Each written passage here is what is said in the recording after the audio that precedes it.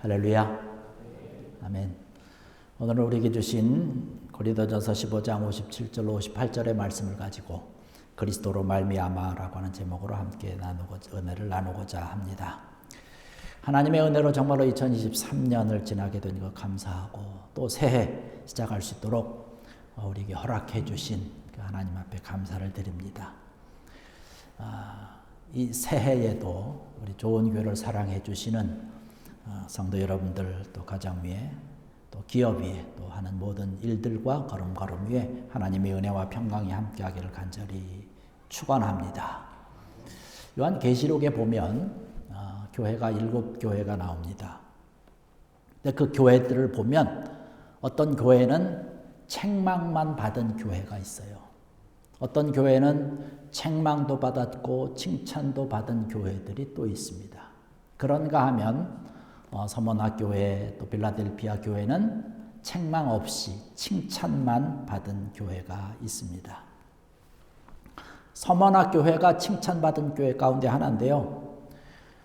여러 가지 환란이 있었고 궁핍함이 있었고 교회를 무너뜨리려고 하는 여러 가지 회방꾼들이 있었음에도 불구하고 그들이 여러 가지 환경과 자기의 여건과 조건을 탓하지 아니하고 충성을 다한 교회였습니다.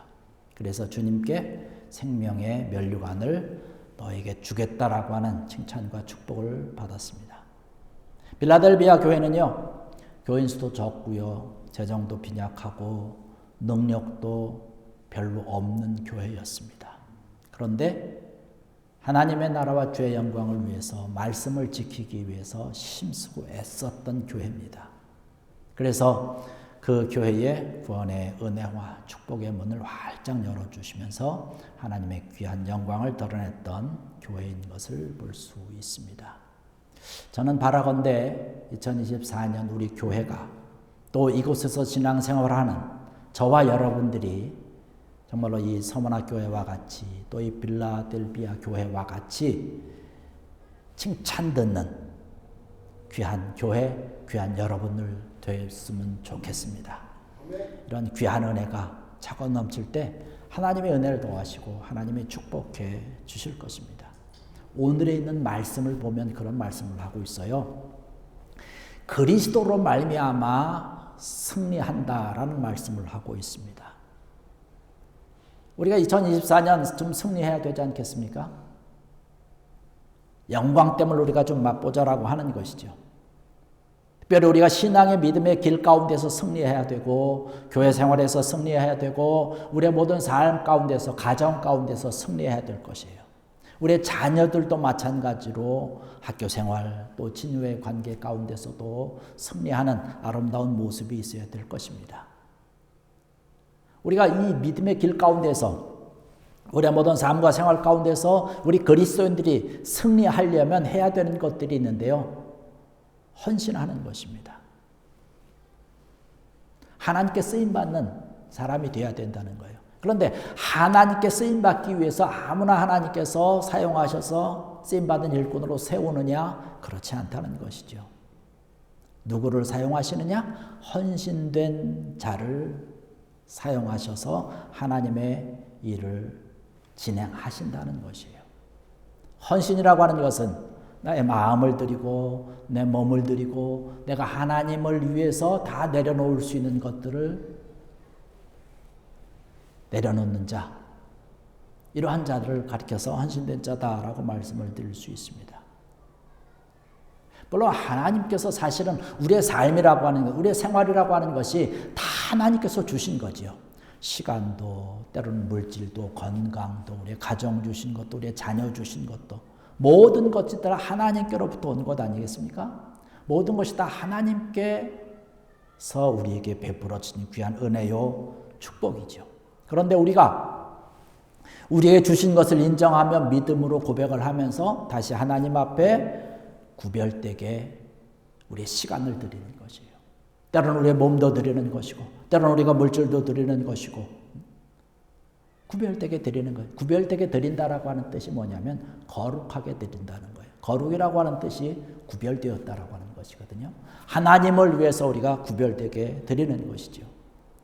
이러한 헌신의 아름다운 모습이 있어야 되는 것인데 원하기는 올 한 해 동안 우리가 할 수 있는 최선의 것을 다해서 하나님 앞에 여러분의 모든 것들을 헌신할 수 있는 여러분들 되고 우리 교회 되기를 주의 이름으로 간절히 축원합니다. 하나님께서 원하는 것은요, 많은 것을 원하는 것이 아닙니다. 시간도 24시간 다 하나님 앞에 드린다? 그렇게 드릴 수는 없잖아요. 우리가 할 수 있는 최선의 것, 작은 것이지만 우리가 정성을 다해서 드리는 것을 하나님께서 원하고 있는 것이에요. 그럴 때 하나님께서는 그 헌신을 다한 자들을 하나님께서 그냥 보고만 계시지 않는 것이죠. 출애굽기 32장 29절의 말씀을 보면 그런 말씀이 있습니다. 모세가 이르되 각 사람이 자기 아들과 자기의 형제를 바쳤으니 오늘 여호와께 헌신하게 되었느니라. 그가 오늘 너희에게 복을 내리시리라. 주의 일을 위해서 헌신한 자들을 위해서 축복해 준다고 하는 약속의 말씀이죠. 하나님을 위해서 주의 나라를 위해서 헌신하고 손을 내밀고 하나님 앞에 모든 것을 바치는 자들을 하나님께서 책임져 주신다는 것이에요.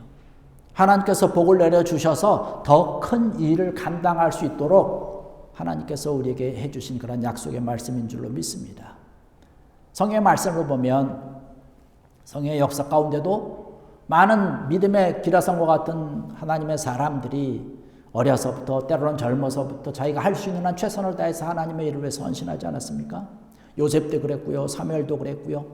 우리가 잘 아는 다윗도 그랬고 다니엘도 그랬습니다. 여러 선지자들 우리가 많이 볼 수 있지 않습니까? 이사야 선지자를 비롯해서 하나님을 위해서 몸과 마음과 시간과 모든 것을 다 주님께 바쳤던 하나님의 귀한 아름다운 사람인 줄로 믿습니다. 근데 성경에 나와 있는 자들뿐만 아니라요. 우리 기독교 역사를 보면 교회 역사 가운데서 하나님 앞에 헌신할 수 있는 기회가 되었을 때에 하나님 앞에 헌신할 수 있는 그런 시기가 되었을 때에 최선을 다해서 충성을 다할 때에 하나님의 나라, 하나님의 교회가 아름답게 세워져 갔다는 것을 역사를 통해서 우리는 알 수 있습니다. 바라건대 우리 2024년 우리가 조금씩 더 헌신하시고 조금씩 더 주님을 위해서 정말 시간도 내고 여러 가지를 충성을 다하는 귀한 일이 차고 넘치기를 주의 이름으로 간절히 축원합니다. 이러한 것들을 통해서 하나님께서 우리의 삶을 더 풍요롭게 하실 뿐만 아니라 우리 교회도 든든히 세워주시고 부흥으로 은총으로 함께 하실 줄 믿습니다.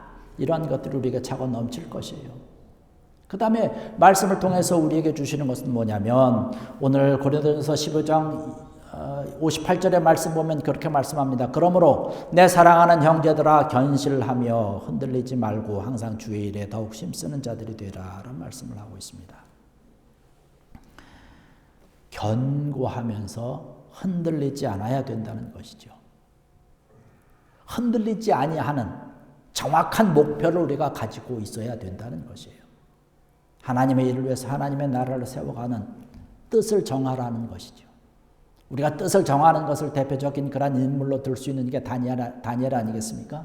다니엘서 1장 8절의 말씀 보니까 다니엘은 뜻을 정하여 왕의 음식과 그가 마시는 포도주로 자기를 더럽히지 아니하리라 하고 자기를 더럽히지 아니하도록 환관장에게 구하니라고 말씀했습니다. 뜻을 정했다는 것이에요. 하나님께서 원하는 일을 하겠다는 것이고 우상 앞에 드려졌던 음식을 나는 먹지 않겠다는 것이에요. 하나님께서 나를 사랑하시고 하나님의 나라와 주의 일을 위해서 헌신된 자기 때문에 우상하게 드려졌던 음식을 내가 먹는 범죄를 행하지 않겠다는 것이에요. 그런 뜻을 정하고 달려간 것이죠. 그럴 때 다니엘이 귀하고 아름답게 쓰임받지 않았습니까? 마찬가지로 우리가 올 한 해 동안에 결심을 해야 되는 것이죠. 하나님을 향해서 주님을 향해서 정말 내가 최선을 다하겠다는 것이죠. 에베소서 6장 24절의 말씀 보니까 우리 주 예수 그리스도를 변함없이 사랑하는 모든 자에게 은혜가 있을지어다 라는 말씀을 하고 있습니다. 예수 그리스도를 변함없이 사랑하는 여러분 모두에게 하나님께서 주시는 은혜가 풍성하게 차고 넘칠 줄 믿습니다. 하나님께서 함께 하셔서 2023년을 지나왔습니다. 그러나 2024년에 더욱더 하나님의 은혜가 여러분의 때마다 일마다 순간마다 모든 걸음걸음마다 모든 일 가운데 풍성하게 차고 넘침을 감사할 수 있는 2024년 되기를 주의 이름으로 간절히 축원합니다.